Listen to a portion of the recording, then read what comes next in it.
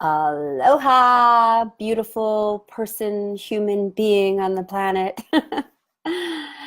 Good to have you here. Good to be connecting with you in this virtual arena.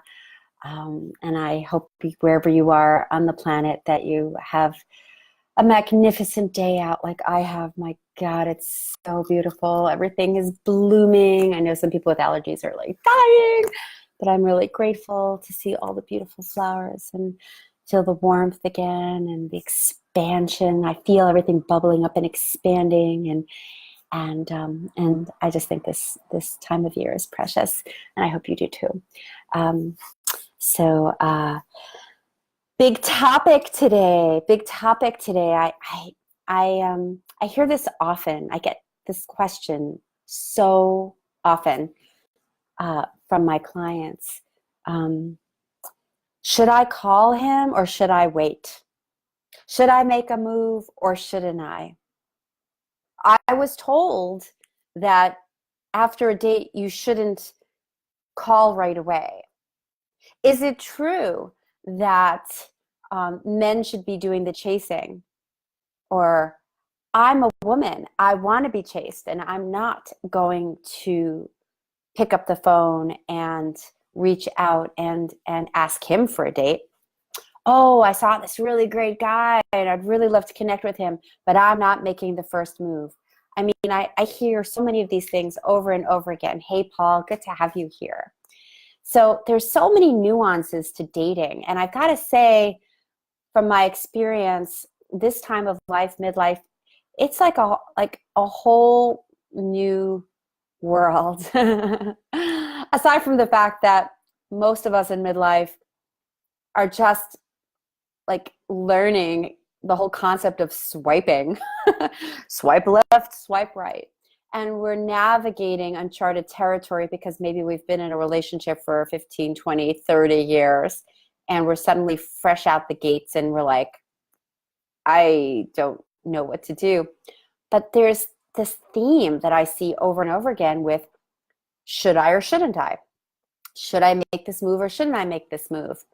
And all the dating advice that's out there. So I'm going to just start off by saying there's no perfect way. There's just no perfect way. However, when it comes to rules of engagement. But I will say there is something that is important when it comes to rules. Because there is one rule that I think is so important to adhere to. And that's the rule of self-care. The rule that has you really knowing yourself, knowing your yeses, knowing your nos, and sticking to them. To really know who you are, what you want, what you're going to accept, and what you're not going to accept. I mean, I think that's what has to dictate your moves. Because there is that, oh, I don't want to look too eager, or I don't want to seem too pushy, or any of those things. And all of that can happen, right? People's perceptions are going to be people's perceptions, and you can't change the way they see things because they're wired the way they're wired. But forget about them. Forget about how they're wired. Forget about what rules they're adhering to. What I offer to you is you need to know what makes you tick. You need to know what's important for you, because then and only then will you know what move to make. So let me talk to you about that. So to be specific with this, the one comment or the question I get often, which is, well, it's a comment and a question. People say, should I call or shouldn't I call? Specifically women, I don't know if I should make the first move, or is it too soon to call? And of course, that's for men too, I'm sure. I just work with mostly women. What do you want? I mean, really, what do you want? Do you want to talk to him? If you want to talk to him, pick up the phone. My opinion, of course. If you want to see him again, pick up the phone, text him. And be you. Be you. When you adhere to other people's rules, not only is it not going to feel right and not authentic because it's not what's moving through you, but it may not be a good fit if you're not really sharing what matters to you. So for example, like for me, I really love when I'm dating someone to be in connection with them, I love to have lots of texts, not like conversation texts. I think that's like the worst friggin' thing that's happening. I think texting is destroying relationships. But I love playful texts, and I love how you doing, and hey, today was gorgeous out, or how you doing, sweetheart, or or some of the more juicy texts that we can play with. I think texting is awesome. I love staying in connection. I love the check-ins at the end of the day if I'm in a relationship with somebody. Going days without talking, days without texting, days without connection, that's not going to work for me. I know that. And so if I know that about myself and I know that that's important, I'm going to show up in my relationship with that present. Now, I've also learned that I'm bumping up against other people's wiring and their dating rules. And so their dating rule might be, oh, I better not call her for 3 days. And I'm cognizant of that now. Now, several years ago when I was dating, I remember having this really awesome date with this guy. It was like, oh my God. We had one short date and it went really, really well. And then a couple days later, we went and we walked in a park and we hung out and we were together for hours and it was amazing. And then I didn't hear from him for a few days, maybe 2 days. I don't know. But it was uncomfortable because I was like, I thought he was really into me. I thought we were doing really well. I thought this was a good thing. And I was excited because I really liked him. And so then what the discomfort inside of myself was, I better reach out to him and let me see what's going on. And let me ask him if everything's okay. And I came on too strong because of my wiring of when you really like somebody, you text each other, you call each other, you connect sooner than later. And so that was a big lesson for me because I realized he was wired differently than me. And in midlife, we all have different things on our plates, like full-time jobs, or we're still dealing with children, some of us, and all the things that we're juggling, elderly parents. And so it's not like we're carefree and in our 20s and 30s. It's a different time in our life. So there has to be some wiggle room with how we approach dating and communication. But again, I wanted to swing back to the very beginning about rules of engagement. Hey, Lisa. Hey, Susan. Good to have you here. I want to swing back to rules of engagement, which comes back to you. I encourage you to throw out any rules or any great advice that anyone's ever given you about how to do relationships, how to do the dating, unless they're a dating coach and you agree with what they say and it resonates with you. Because frankly, it's just their experience and their opinions too. But there are some people out there that are really spot on and have done the research, done the work.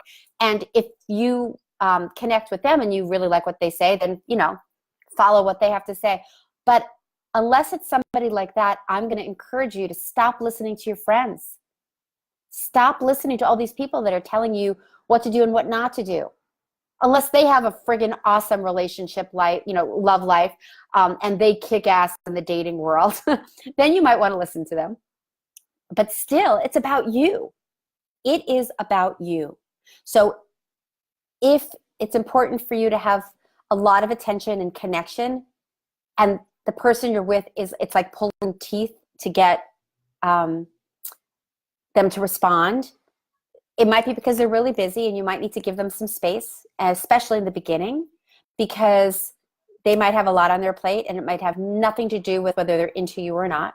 Or maybe they're just wired that way. So what I offer to you is know what you want, know what you're looking for, and then you can actually have a conversation. What a concept. Have a conversation.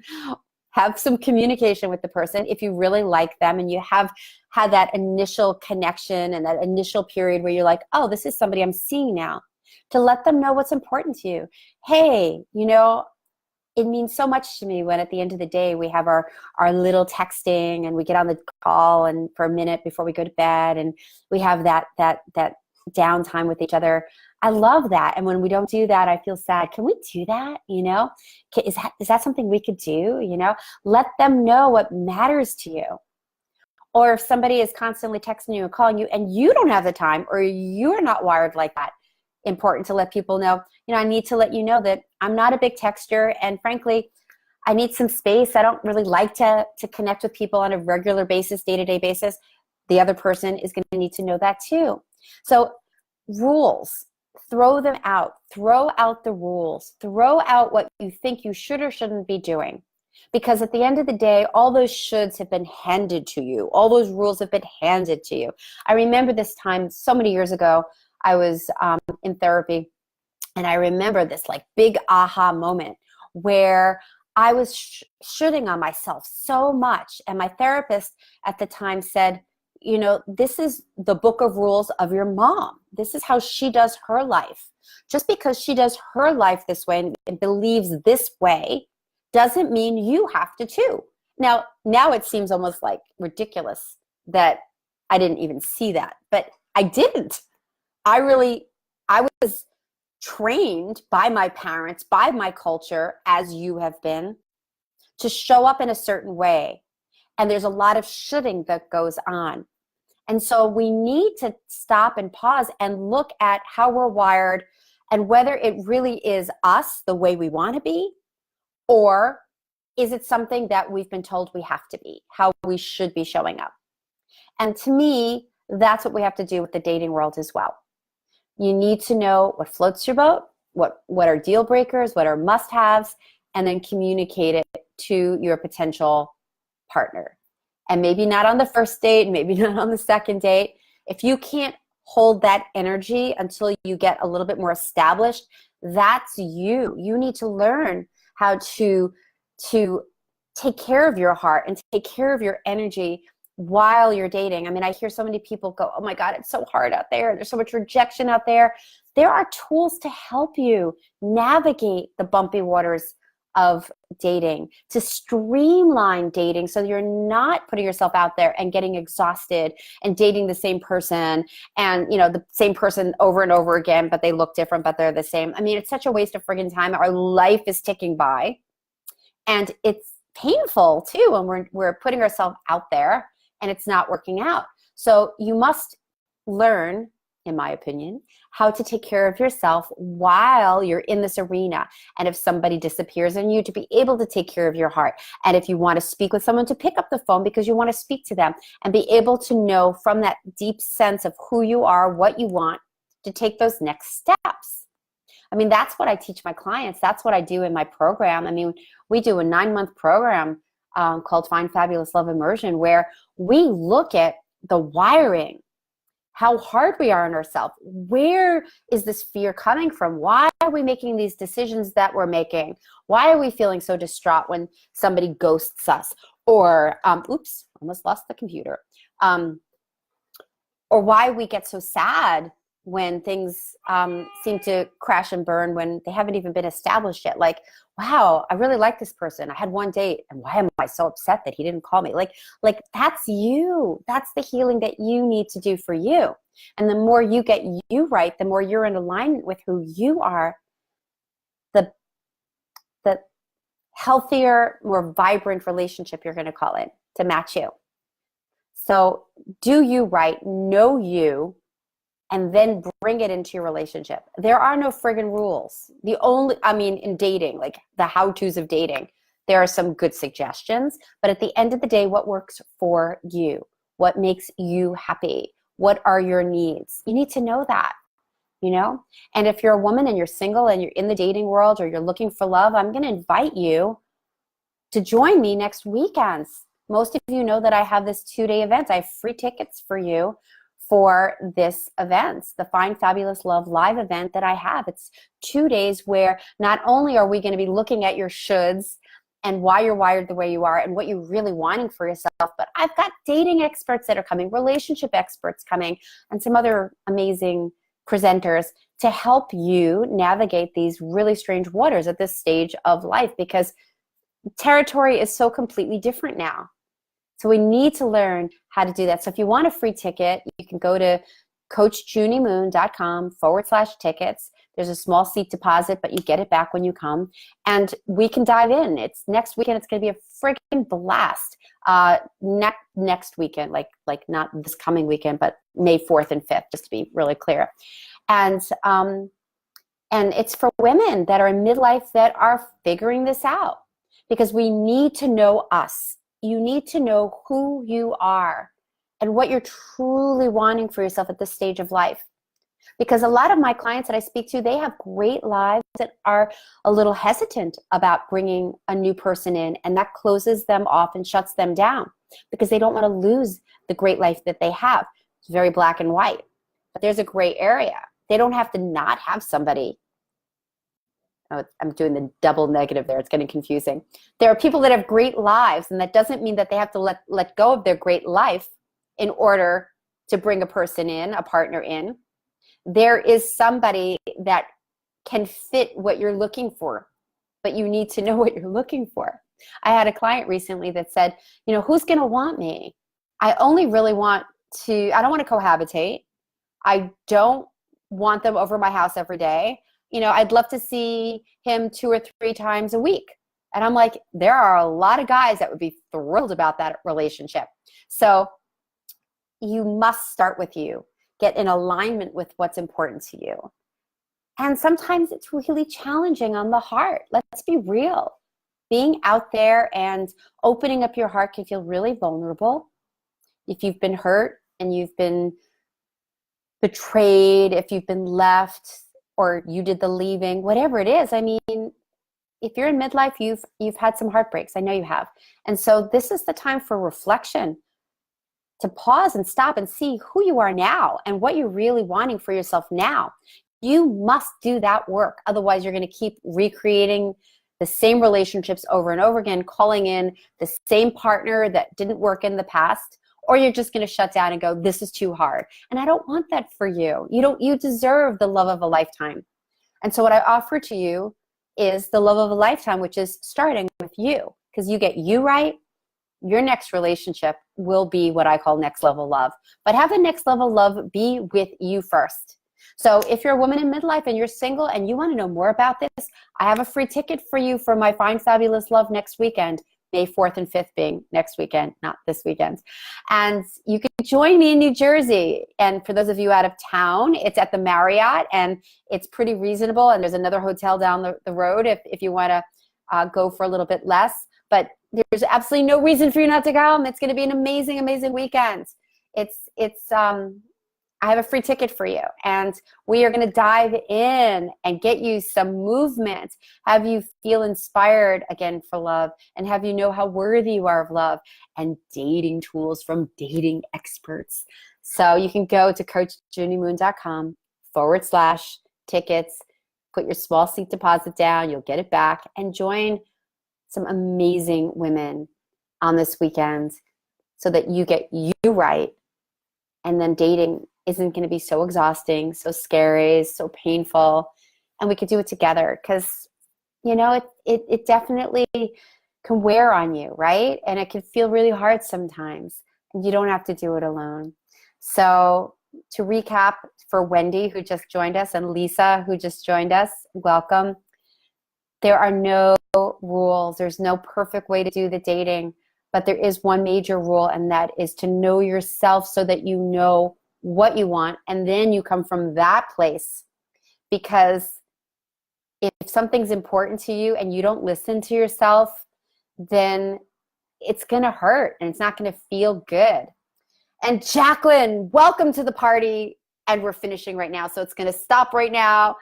You guys, thank you for being here. You could watch the replay. It'll come up in a minute or so. And if you're watching replay, I invite you to put your comments in, or questions. Nobody really put in any comments and questions.